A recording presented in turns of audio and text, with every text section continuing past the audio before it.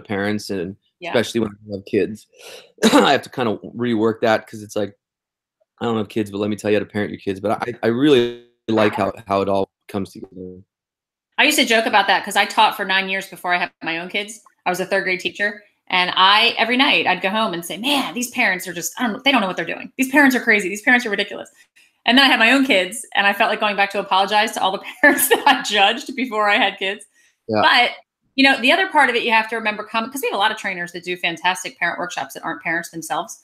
You have to remember, like, you were parented at some point, and you also have coached kids that have parents. So that still makes you an authority, even if you don't have your own kids. It's important to share. You can still share your experience, even though you're not a parent.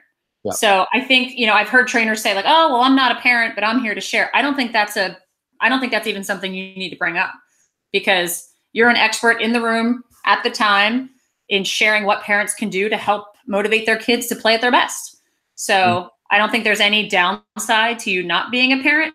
Yeah. I was doing these parent workshops for a long time for high school parents, and I didn't have any high school kids. So, I didn't consider that a downside. I think you're spot on. I do have kids, because then you're like, wow, this is what I need to be listening to. You realize how much of a hypocrite you are. And I'm like, gosh, I shouldn't be teaching this to other people. I'm getting to about the 4th year of working with kids and with parents and with families. So I feel like I'm getting to the point where I could definitely say I have, I have certain expertise in there, but I think the bottom line is that the only thing maybe I don't understand is the feeling, the lived experience of it. But to me, if we're talking about being grounded in principles that are really, they're just age-old principles that really, produce outcomes, and and we have data to prove it. And so, I may lack empathy, so I have to lean into that, but they're the same principles that someone that had kids would be talking about. Right. But see, I also think, empathy in some ways, but in other ways, you have seen how kids react to how their parents treat them. You've seen that probably firsthand more than the parents realize it. And I actually use a lot of anecdotal evidence at my parent workshops, just being a youth coach and commenting on how I see some of the parents and some of the conversations that parents have with kids when they drop them off at practice or after a game, or, you can pick up on things so quickly. And I get to see, after the kid gets dropped off at the field, how their personality changes when they're not around their parents. And sometimes it's not always a bad thing. Sometimes parents are just phenomenal, excellent, motivators and parents and supportive and great. But other times you see a kid that like gets out of the car with his head down and then hits the field, and it's like, whew, they're on fire. Yeah. So, there's a lot that parents kind of, I think these workshops, the biggest thing that I start off with in these workshops is that this is not a workshop where I'm going to sit here and yell at you parents and tell you what you shouldn't do. And that's what I start off with. I do not sit there at parent workshops and say, don't do this, don't do that, don't yell at your kids.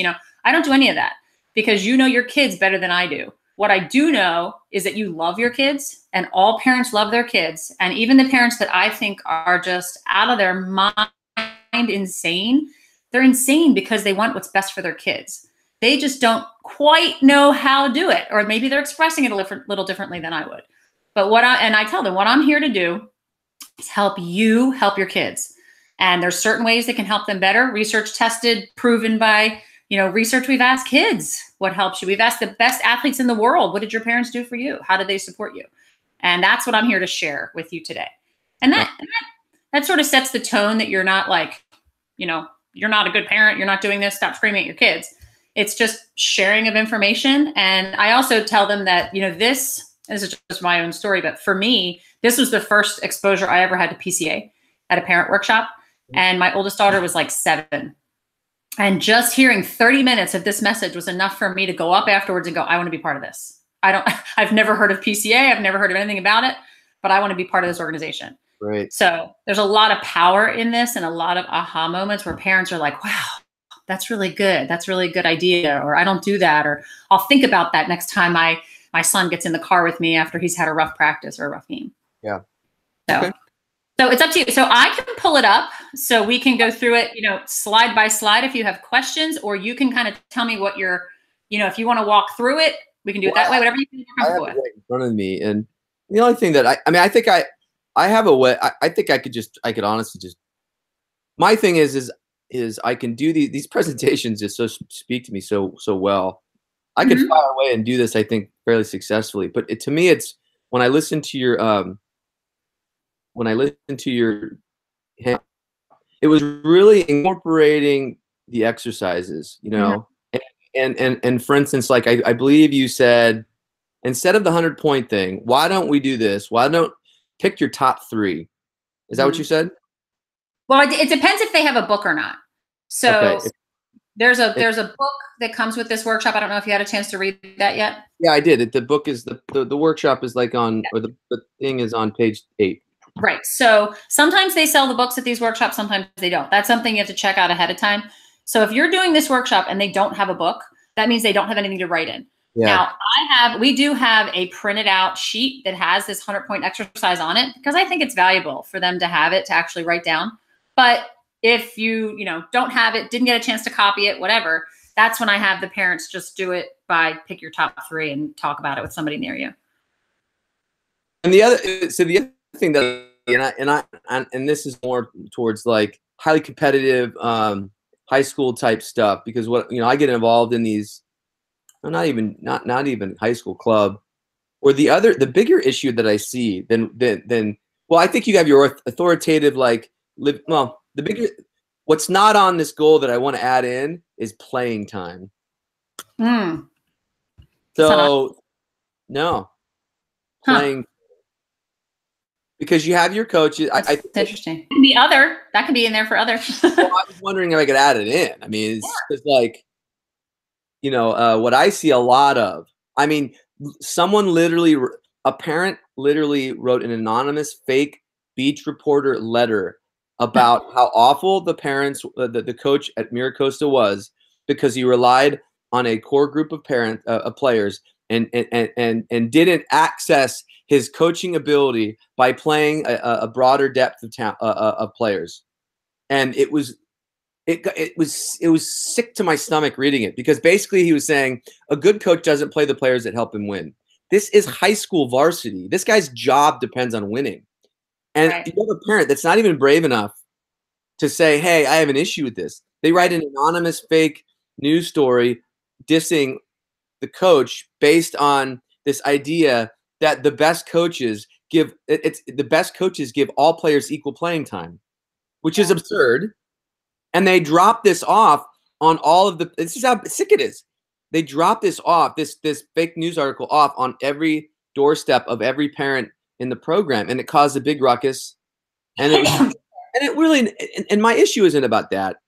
My issue is more like, what message is being conveyed to that child when that parent sits down at the dinner table. Right. That's it, and that's the whole idea of life lessons. Yes.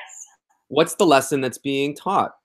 Right. I say point thumbs, not fingers. Are you teaching your kids how to blame people?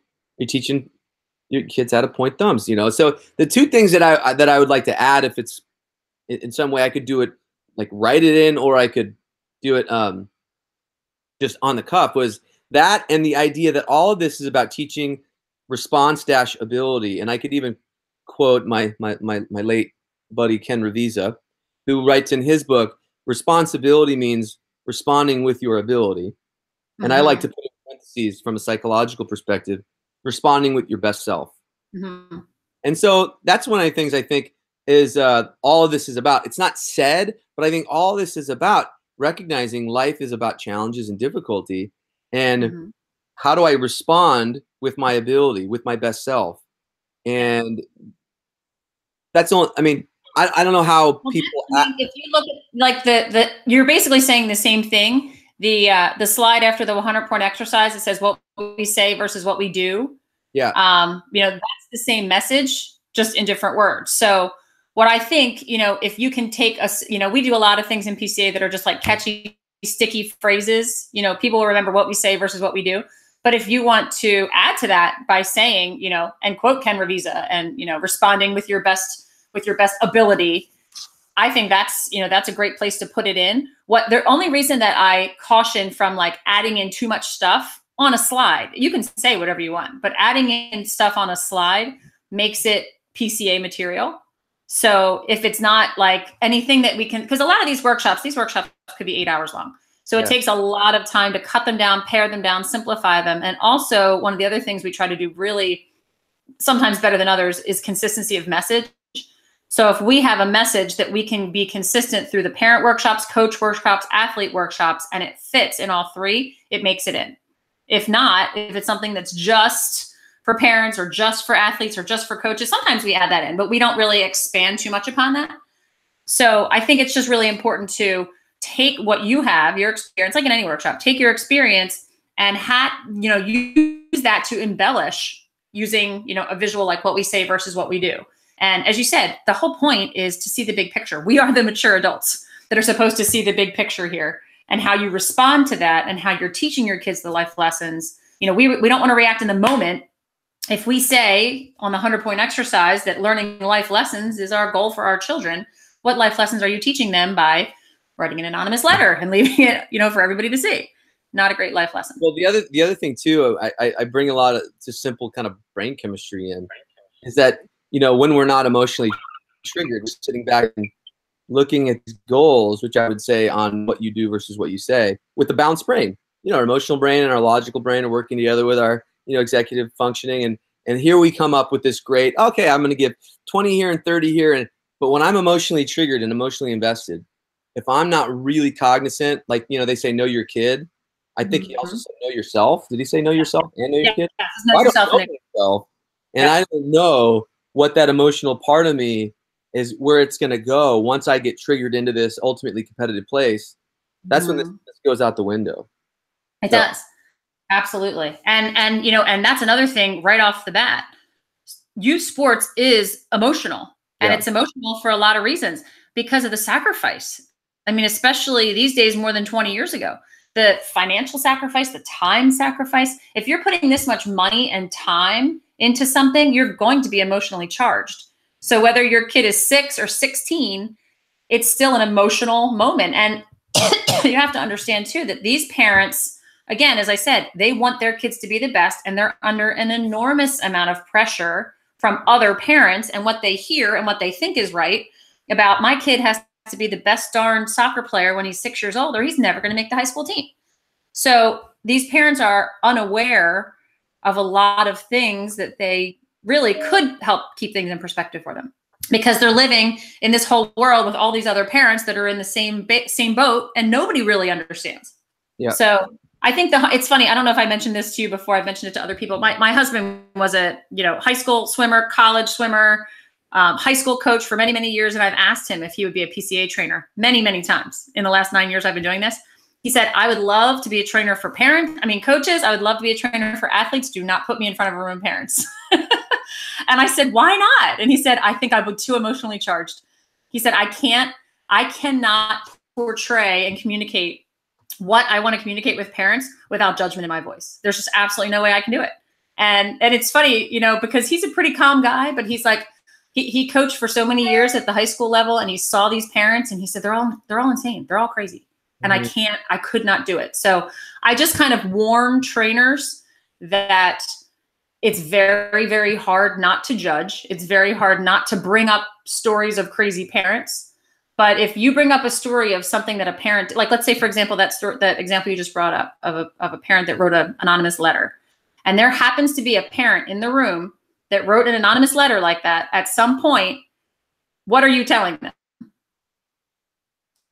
Well, I wouldn't say that. What I would do is I'd probably be more general. Yeah. But I'm saying, even if it's not that parent, the parent might be like, well, I wrote a letter. I've done that. Why? What's wrong with that? I shouldn't do that. You know what I mean? So you just have to be careful. You have to be careful. One of the things I like about this presentation is how direct the, Erin Chastain is with, where she talks about, making sure you're not making your kid feel like they're God's gift. Like there's exactly. So, and that was very direct, and that's really such a great, and that's what I liked about this is like some of the, I like when the videos emphasize very direct points, because then I don't feel like I'm jumping out and being extremely direct. I'm just backing up something like that a very high up thought leader is talking about. So Yeah, and I love it too because it's not you saying it. It's yeah. Erin Shane, and she's a coach of a DePaul University soccer program, and so listen to what she's saying. And then you It's can bring right in what Gino Ariyama said about body language and how he does not recruit bad body language. Yeah. It's funny. He's been one that we've had a lot of debates over because he's an incredible coach, but and the whole New England chapter, like they want to use a lot of the videos that he's done. So he's got a ton of videos on YouTube, but PCA has decided not to use some of his videos. Okay. Because of some of the reputation he has, some of the accusations that have been made against him. Oh, I'm not aware of them. Yeah, I mean, it's more on the local level, I think, but there have just been enough, not accusations in a bad way, but just that he's a verbally abusive coach to some of the kids. So he's not living the PCA lifestyle. Right. Enough for us to be able to use his videos. And I mean, again, you can use it as an example, like, oh yeah, here's a quote from him, or he's the coach of UConn and this is what he says. But to actually put his videos in and label them PCA, that we have shot him down a couple times. Yeah, no problem. That's good to know for sure. Yeah, I mean it's tough. Even like Kobe Bryant, like people in LA are like, oh, this is a great example. We could use Kobe Bryant, and I actually met Kobe Bryant when I was student teaching, and I like used him in all my workshops, and they're like, well, just be careful. Like back, years ago when he was accused of being, I'm like, like I met Kobe Bryant. I watched him practice in a gym, and you don't want me to put up stuff about Kobe Bryant? I still do because it's my brush with fame story, but you just have to be careful. Yes. So. So I mean, you want me to go through the whole thing? Let you know how I'm seeing things at different slides. Yes. What I was going to say is rarely will you have a 2-hour parent workshop. Just FYI, right off the bat. Most likely we do a lot of 30-minute parent workshops, and we do a lot of like 45-minute to an hour parent workshops. So this PowerPoint that we have right now in front of us is for a full 2-hour workshop. So think of this as a PowerPoint that you're going to be editing and cutting down. And, this has way more than you'll ever need in a workshop. So after you talk to the partner, ask what their concerns are, challenges, strengths of the program, what are your parents doing well? You can pick and choose what parts of this you think would be better to keep in than others. So let's say I wanted to add just right underneath something that, response dash ability, respond with your ability, Ken Revisa, which was a PCA. Am I at discretion to do something like that? Do I need to run that by someone in PCA just to make sure? When in doubt, run it by somebody. Run it by Ruben is your lead trainer for California, so you can run it by him. If it's Ken Revisa and he's already on the National Advisory Board and you already know that, it's pretty safe that it'll be pretty good to use. But you just don't want somebody in the audience to be like, oh, wait a minute, this isn't. It's just better to, when in doubt, run it by. But most of the time, again, if it's from a National Advisory Board member, we're not going to shoot you down. And then from what I understand, a good way to judge, well, it can vary, but that you really need to almost leave if you're doing a lot of interactive stuff and you're having a nice, slow, concise presentation, you want to leave 2 to 3 minutes per slide. It depends. It depends on the slide. Like, so if you have a 30-minute talk, really would imagine you don't want to get up past 15 slides. I mean, I've done presentations where I did 1 slide per minute and it left no room for interaction. Yeah, I mean, if I have I have a deck that I use for my 30-minute parent workshops. It's got about less than 10 slides. Yeah, that's what I figured. Yeah. Got it. And some are quick click through, the one that says, who is PCA? That's not a 1-minute slide. That to me is like a 2-second slide. Yeah. Your goals, I don't hit on this. That's just kind of anything with yellow. I always say that's the highlight, keep going. And then, 100-point exercise. This is a slide where it has all the goals that you're going to stay on a little bit longer than a minute. Yeah, this is going to be, So I think for me, I could definitely roll through this, but then I just remember you said so just the places that you would interject some exercises. Yep. Because, I can development zone. I love that, getting the proven coaches behind us, really quickly talking about what it means to be double goal coach, the principles of the coaching.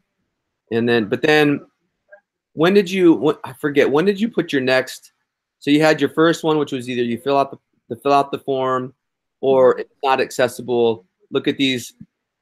Hey, if you get a book, it's on page 8. But let's all Yep. look at these. Pick your top 3. Yep. You go through it. Raise your hand if you had. Okay, so you do that, and then how do you complete that little piece of work right there? I just have them think about, take your top 3 of what your priorities are, what you've said they are, and think about, if I was at a game watching you, if I had a video camera on you watching your child play, would I know what those 3 were? Okay. So would it be obvious to me that your goal for your child is to gain self-confidence, have fun, and make friends by the way you're sitting in your stands screaming, shoot the ball, pass the ball, what are you thinking? That's Yeah. probably not in line with what you think it is. So, and as you said perfectly, in this moment, when the pressure is not on and you're of calm mind, these are your priorities. When the emotions get high, will those still be your priorities? Yeah. When your kids are winning, we're all second goal parents. Yeah. When your child's being successful, I talk to coaches all the time, and I'm like, you guys are awesome second goal, double goal coaches when your team's winning. It's when they're not, when there's pressure, when there's conflict, when there's adversity. That's when all that goes out the window. So, Yeah. Okay, got it. and then Well, the next activity that I do after that, the Kevin Eastman video, were you able to watch that about the coaching from the stands? yes. So I actually have done that at parent workshops where I And, take a parent and I blindfold them and I and, stick them in and the middle of the room. and do you also do it with the do you take out the video and put that in lieu I of the do. video? Yeah. I give Kevin Eastman credit for it, but I just did this a couple weeks ago at a lacrosse workshop, and I had one of the dads come out and I blindfolded him and I gave him a lacrosse stick, and I said, and I had somebody else stand down the other, it was like the middle aisle in like a big room. And I said, okay, this side of the room, you guys are going to give him directions on how, and he didn't even have a ball. He's got to get around these 3 people. And I had 3 people standing there for defenders and shoot into the goal. He's got to touch this other person at the end. You guys are going to be screaming directions at him, and you're going to be negative. You're going to be draining his tank. You're going to be screaming the whole time. You guys over here on his team, and you want to help him get to the other end. So I had one team being like the opponent and one team being on his side. Everybody screaming directions at him at the same time. And it was actually, I've done it probably 2 or 3 times. And the guy was like, didn't even know where he was going. Because, everybody's on their feet. They're all screaming at him. So is the point positive or negative stuff? If it has the verb in it, it is actually, well, that's kind of like that whole idea of, why don't you just help your kid get up in his head, his or her head, versus help them connect to the process, which Elm Tree, right? Hey, great Right. effort, love it, yeah. Yes. You'll get So it anytime you're giving your player directions from the stands, it's completely confusing, because who are your kids listening to? They have to listen to their coach. They have to do what they think themselves. They've probably got other teammates out there with them that are giving them directions. Now they've got to decide, do I please the coach or do I please mom and dad? Coach is telling me to pass the ball. Mom and dad are screaming, shoot the ball. And, dad's yelling swing and coach is yelling, hold up, whatever it is. It's just really confusing. And ask the parent, like when I do it, I take the blindfold off the parent, and I asked him, how did that feel? And honestly, I had one parent, he's like, that was messed up. He goes, I could not hear anybody. I had no idea which way I was going. Yeah. And it's just, it's something, it's high energy in the beginning of a workshop. It gets them, it's just making a point that this is really confusing. And this is the way the kid feels. They have a lot of trouble because they're trying to please and they don't know who to please and they don't know what to do. So it's a quick exercise. Again, if it seems like you've got a lot of energy and good discussion from the 100-point exercise, you might just want to show the video. So it depends. Okay, that's a Just good an one. option. Yeah, because I think the video is probably important, because if a lot, I've had, not as often, but I've had a lot of times where I used, I can't remember one off the top of my head, but I would do some sort of a exercise with a lesson that typically plays out. Okay, so I'll do one where I'll have kids close their eyes and I'll do a little meditation. This was kind of cool, where I have them, practice their conscious breathing, and then I'll just say out loud 2 words. The first word is problem. I'll say problem, and then I'll put problem in different sentences. This is a problem. We have a problem. It's a problem. I'm a problem. And then I'll give them a little space, and then I'll go challenge. This is a challenge. This is a challenge. I am a challenge. We have a challenge, challenge, challenge, challenge. And then you wake up and say, all right, you know, what happened to you? What happened to you emotionally, mentally, when you heard the word problem versus challenge? Well, literally, it works out like this: 80 to 90% of people have a negative connotation when it comes to problem. It becomes unsolvable. There's a level of anxiety. It becomes insurmountable. And then challenge, almost all of them. We can do this. This is going to be tough. There's always that one person, solve it. Yep. Solve the problem. And you're like, well, and there's always that, well, there are some people that think of problems and they think solve them. And then typically speaking, other kids, that's really only that really tells you a lot about a person when they think problem, solve it. Oh yeah. Because most people it's problem, oh no. Oh no, crap, what did I do? And then the whole question is, what's the difference between a problem and a challenge? My attitude. Yeah. How I see it. So I like that one. Yeah. Cool. So you had that one, and then what was it? Then you have what was the next one where you Joe Erman. So the other reason, let me go back. The other reason that I don't always show both is because it's a video from Kevin Eastman, one slide about targeted cheering, and then it goes straight to the Joe Erman video. So sometimes I think that's too many videos in a row. So that's why I do the activity for Kevin Eastman one, and then I do the Joe Erman. The Joe Erman video I think is a good video because it's just again straight from the hip. Like, know your child, know the program, know your goals. Yeah. And again, that's something that know your kid, know yourself, know the mission of the program is really important. But not just know your kid, but know what motivates your kid. Because I've had, mom that has said, my kid needs love and support and gentleness, and dad going, no, he doesn't. He needs a kick in the ass. So make sure that you truly know what your kid needs. And I've heard some parents say, my kid likes it when I yell at them. They like it when I scream from the sidelines. It helps them. They've told me it helps them. Well, in the long run, it's not going to help them continuously over time if they're using your fear to motivate them. We want them to develop intrinsic motivation where they're not going to need dad screaming at them to motivate them. So, maybe at 6 years old, you might say, my son needs me to scream at him to get moving, but it's not sustainable. It sets up a really bad, thing. And one of the things I like about this one is, and I would add to it, know your kid, know yourself, know the mission of the program, and find out the mission of the program at the beginning. Yes. Really know from the beginning, because what you'll find is that if you put your kid in a program and you don't really know what it is at the beginning, later on you're presented with this dilemma because you start realizing what the mission of the program is. You maybe could have seen it all along, maybe couldn't have. Now you have this decision: do you have your kid follow through with something? Yeah. That isn't really have a great mission, and a lot of times know your intentions, which means know yourself. Are we here because this is a great place for our child to learn and to grow? Or are we here because, well, the mission's not great, but our kid's going to play a lot? Right. So it's really about balancing all those. I really like this slide. You can expand on it. Yeah, you can. And also I think too, knowing that parents have a choice, just because it might be the best program in the city doesn't mean it's the best program for your child. Yeah. And, make sure that your goals for your child are not in conflict with your child's goals. If they're 10 years old and they say, I just want to play baseball all year round, I don't want to play any other sport. This team that I found has fall ball, winter ball, spring ball, and over the summer, I'm giving up every other sport, mom, at 10 years old, and I just want to play baseball. And you're like, well, this is what my kid wants to do. You also have to understand the mission of the program is to create little baseball players that are going to play all year round. The mission, your kid might want to eat ice cream for 3 meals a day. You're not going to let him do that, even if he wants to do it.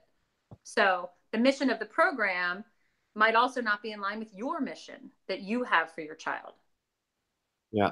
So I just give parents kind of a warning too, that especially with sports sports are little businesses. Be careful that the mission of the program is in line with what you want. And if it's not, there are other programs out there that are better for your child. Yeah, I keep thinking of this know yourself thing with all the people that I've worked with, people in my own family, and people that I'm sure a lot of people in the audience could relate to, is that when they are emotionally triggered, they behave in a way where if you ask them to tell you what they did or how they behaved, they'd tell a complete different story than what you observed. I mean, I wouldn't say this, but my mom and my sister go offline. I mean, emotionally, they go offline, and you just wish you could videotape them so they could see it back. I mean, I wouldn't say, but I say so. It's really, to me, it's almost like knowing yourself is really hard. Mm-hmm. It's not the easiest thing to really stay connected to yourself, to know, who am I? What are my triggers? What happens with my kids when I go, oh no, or what does my kid do when I go, oh no, and how can I stay in line with my values? It's Right. not easy. Right. Another part that I bring up there too, in knowing yourself, and I bring up the spectrum. So you've got a spectrum of parents. You've got the parents that were phenomenal athletes. Maybe they both played in college. Maybe they both played above that. They're just phenomenal athletes, and now they have a child. So what is their goal for their child in sports if mom and dad were both amazing athletes? Yeah. You want your kid to be a great athlete, right? Then you've got the other end of the spectrum where the parents were terrible athletes. Mm. And they have little Jimmy coming up and they see he has a little bit of potential. What's their goal for their child? For him to be an amazing athlete. Right. So wherever you are upon that spectrum, the bottom line is these kids are having a lot of pressure put on them. Yeah.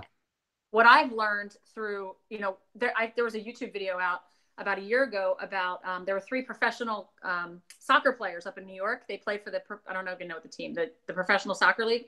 And they were on the sidelines, 3 of them, watching their kids play soccer. And they were just sitting there, not making a sound, not making a voice. The one parent was like this. Professional soccer players, the highest level, watching their kids play soccer, not making a peep. And in the video behind them are all of these parents up out of their seats with nasty, angry faces, screaming and yelling. And it was such an impactful video to show that these guys are at the highest level. They know better. They know just to leave their kids alone and let the coach and let them play. And all these parents that aren't, probably have never even played soccer are screaming their heads off at these coaches. So Yeah, it's an 11-year-old all-star team with Matt Leinart, the old USC quarterback, pro for a while. His son was on the team, and he was like emotionless. I mean, he was a coach, but he was, his kid had a tough time. I think he struck out a couple times. Huge kid. But yeah, you see that. And, Nomar and Nia, when they did a talk at PCA, they were very clear about that. Yep. Yep. So then, again, this just culminates with your child's. There's in the back of the book, there's another survey. If your child is of age, have them take the survey and see what they think. How would they break up their 100 points and see if it's in line with you? Yeah. So. Okay, cool. And then I like the growth mindset stuff. That's really cool. I guess really just want to just make sure that I have 3-ish, 4-ish active. I can always think of stuff, but active, proven activities. So you got listing your top 3 or filling out the sheet. Then you could even so how often are the kids going to be there? Not very often. Okay. No. And then you have the whole thing about direction cheering. Yep. Is that called direction cheering? No directions cheering. Yeah. No take the verbs. Take the verbs out of your words. No directions cheering, which is our suggestion, but yeah, hard to do. Easier said than done. And then what would be anything else in terms of? Oh, well, then you have them built in, because then you can put them into groups. What would a second goal parent do with all these scenarios? Yeah, so I mean, the development zone this is the first time we just introduced this concept to parents, that we're not just here talking to coaches, we're not just here talking to parents. This is a whole system. In order to change a culture and improve a culture, everybody's got to be on board. So this just kind of gives the parents an idea of the messages we're sending to the coaches and the messages we're sending to the athletes. So I think this is a good slide for them to understand that we're all trying to have the same language here. We're all on the same page. Another thing too, I like a lot of these things. Romantic stage, technical stage, mature stage. I like that. Yeah. Yeah. And ask them, again, we all default to telling them everything, but have them think about it. Okay. Think about your child. What things do they do in the romantic stage? Describe that for me. What does that look like? And, parents will say like, man, gosh, my kid is constantly outside bouncing a basketball all the time. He's bouncing a basketball in the house. He's got a basketball with him all the time. You don't have to beg him to do it. You probably have to beg your kids to do their homework. You have to, beg your kids to play piano. But they just, if that kid just has a ball in his hand, you know, sleeping with his baseball glove, my daughter is never without a lacrosse stick in her hand. I've been trying all summer for her to get her summer reading assignment done. Yet half the time I'm like, Grace, put the lacrosse stick down and get a book out, you know? But Yeah. she just loves it. It's just what she's doing all the time. Her At study least, break. at least she had her phone and an iPad. Something. She just ran out just now to go shoot the lacrosse ball. That's pretty funny. So you know, the stages of talent development, the technical stage, after, you know, that technical stage, we want the romantic stage to last as long as possible. Notice that there's not ages on this sheet of romantic, technical, and mature. We want the romantic stage to last as long as possible. When do kids move into the technical stage? When they're ready. Not when you're ready, but when they're ready. So again, little warning, be careful. Any coach coaching any type of pay for play league is probably going to tell you that your kid needs to move into the higher level stage as soon as possible. So I just, you know, just put little warnings out there. I just do little nice, respectful warnings. But once the kid gets to the technical stage, then it's going to be more based on performance. They probably are not going to get equal playing time. They're going to have to earn a position. And that's like life. You know, that's another life lesson. It's going to come. But just be careful if you're signing your kid up for a league at age 6 where they say, oh, yeah, you know, play's not guaranteed. I mean, that's kind of rough at age 6 or 7. So a lot of parents, when you get to this slide, will ask, well, what age should my child be playing year round? What age should my child be playing travel ball? What do you say to that? What would you say? I was going to ask you first. What would you say? When they beg you. Okay. What if they beg you at age 8? Then I think you have to evaluate it and make a decision. I don't think there's necessarily a wrong answer to that. I think you want to evaluate as a parent whether that's the best thing for them. But it's a great thing that they're begging you at 8 because they can always hold off, and hopefully they're still begging you at 9 and still begging you at 10. Right. Exactly. So that's a great answer. But the thing that I would definitely say is, if your kid's not begging you to play a sport that you're actively paying for, you know, $200 a month plus, you know, absolutely not. I'm sorry. I'm firm on that. Yeah. Because then it's not about them. It's about you. Yeah. You know, I would be a little bit more, you know, what's the word I'm looking for? Diplomatic with my speech, but I just don't. I think, you know, because there's just plenty of stuff out there for them to do until they beg you to do that. Right, and it might not be the right sport. You know, that's another thing to think about too. You know, if you're like, oh, my kid's going to play baseball. You know, Chris Stretch has a son. My kid's going to play baseball because I play baseball. You know, you have to be really careful about that too. There's so many ways out there. We want your child, and this is kind of a PCA rule. We want your child to play as many sports as they can, as long as they can. Period.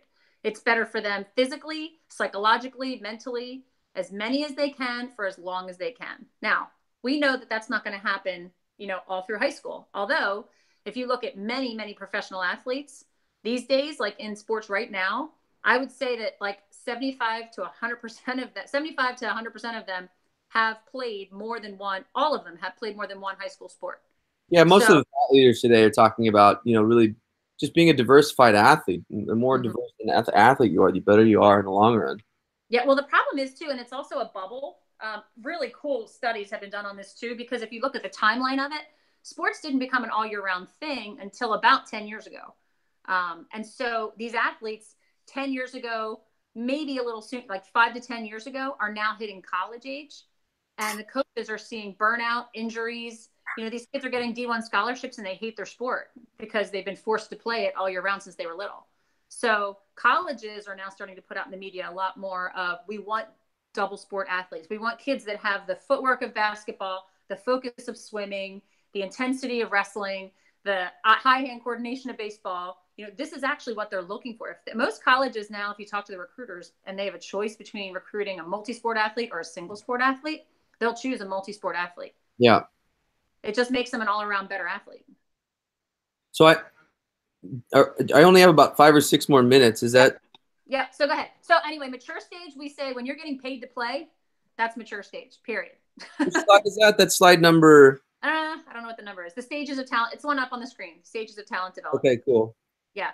Got it. So, you know, again, the takeaways, if you've already talked about that, you don't have to go through the takeaways. This scenario is, again, this is the most important activity you can do at the workshop. After the game, the car ride home, Oh yeah. set up two chairs right in front of the room and play it out. And, Ah, got it. you don't have to say to a parent, set up the scenario. Okay. Your kid just lost whatever. He lost the winning goal was on his shoulders. He lost it or something, struck out, whatever it is. And it's time to go home. I need a volunteer to play mom or dad, and I need a volunteer to play the athlete. And I call it impromptu theater. No script. All right, here you go. Action.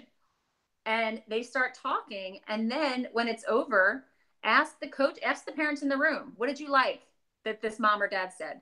What did you think they could have said differently? Who was watching the athlete? How did they react when mom or dad said this? So just kind of, debrief it with them. So you don't really have to do a lot of the talking. They'll tell you what was good. They'll tell you what they shouldn't have said. So it's a great, great activity. Got it. And the Doc Rivers, I did not actually. I'll watch that, but that was one of them I did not see. Doc Rivers one is great because he talks about coaching his own kid. So it's a big aha moment. Like, you think it's hard to coach your child? What if you're Doc Rivers and your son's playing basketball? It's kind of hard. Again, empowering conversations is just how, most people say, I have such a hard time getting my kids to talk to me. So here's some tips for you. This is how you can get your kids to talk to you about their sport. I always say, avoid the PGA, avoid the post-game analysis. Even if you were a professional baseball player, don't analyze the kid's swing after the game unless they ask you to. Mm-hmm. Unless, hey, Dad, how did my swing look? Hey, Mom, how are my shots today? Then they're opening up the conversation for you. But if they don't bring it up, don't offer the information. Overwhelming response. The ride home with game and the parents. Worst experience ever. Yep. Growth mindset. I've done a lot of that. Mindset, you've got that. Aaron Chastain, you've got that down. Fixed and growth mindset. I think, again, a lot of parents don't know about this. They also just quick to understand that the way you talk to your child at a young age can actually develop their growth mindset. So be careful as a parent that some of the things you're saying are actually reinforcing the fixed mindset. So if you say things like, wow, that was a really good play, you're really smart, fast, talented, you're reinforcing the fixed mindset. But if you start at a young age attributing their success to their effort, you're actually building a growth mindset in them. And it's never too late. So don't give up. And I really, really like this other scenario. Just finished watching the game. What do you do when the coaches have made a lot of bad decisions? Yep. And again, put them into groups, have them talk about it. Be careful it doesn't get into a venting session. I've had parents that have wanted to go off on how obnoxious their child's coach is. Yeah. So just be aware that could be something that happens. And so the takeaways are all in the book. So you don't have to repeat every single thing. The parents are going to go home with this book. So you don't have to regurgitate. You're trying to give them the highlight reel.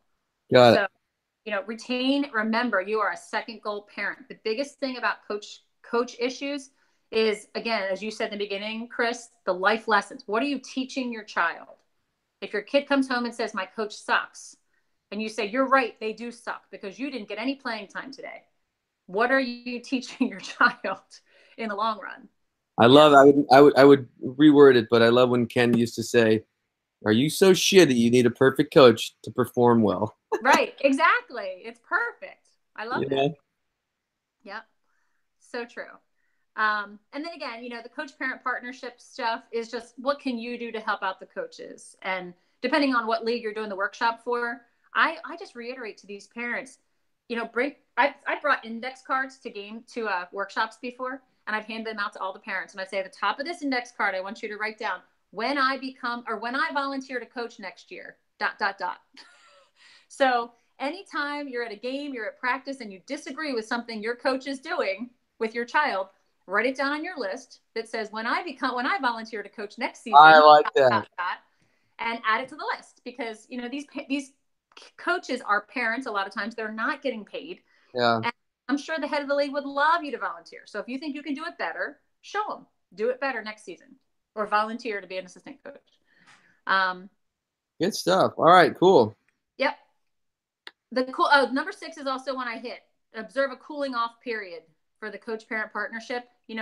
That's something in life, but a lot of parents go, wow, that's a really good point. Don't ever Send an email in anger. Don't ever call a coach in anger. Give it at least 24 hours to cool off. Yeah. And then decide, because probably by the next day, it's not as big of a deal anymore. And also the other thing about that, make sure that your child is as upset about it as you are. Don't transfer your anger about an issue to your kid. Yeah. Sometimes the kids aren't mad at all that they didn't get a lot of playing time. And you're like, I can't believe you didn't play. And the kids are like, well, that was all right with me, Mom. We were winning. Game looked great. I was okay not playing. Yeah. Yeah, you can see that with my sister and my sister's kids. Okay, cool. Yeah. And then, honoring the game, again, that's all about the life lessons. And then you're sending them home with resources. I also hit hard about the talking points. When they sign in for this workshop, they're going to get parent talking points or conversation starters sent to them that are really, really valuable as parents. So that's something different than Double Goal Coach workshop, because Double Goal coaches get talking points, parents get conversation starters. So it's ideas that are going to get emailed. Only 6 weeks of them. So after that, they'll stop. But it's just a really good reminder to keep your second goal focus as a parent. Got it. Love it. That's it. So now I have three potential workshops that I can sign up for. Yeah, you can. As I said, the only thing that's tricky about second goal parent is to make sure you know how long it is, because that's probably the one workshop that varies in length more than any other workshop. They sell them all different lengths. Cool. And then could I actually, do you have your calendar on you real quick? Could we do the PIC one to schedule that? Yeah. Yep. Does Monday, are you free anytime after like noon your time? Noon, 1, 2? Monday the 13th?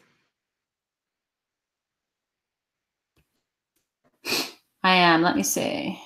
I have. Can you hear me? Did I take me off of mute? Yeah, I got it. Okay. Yeah, I have I'm good in the afternoon. Anytime after, what did you say?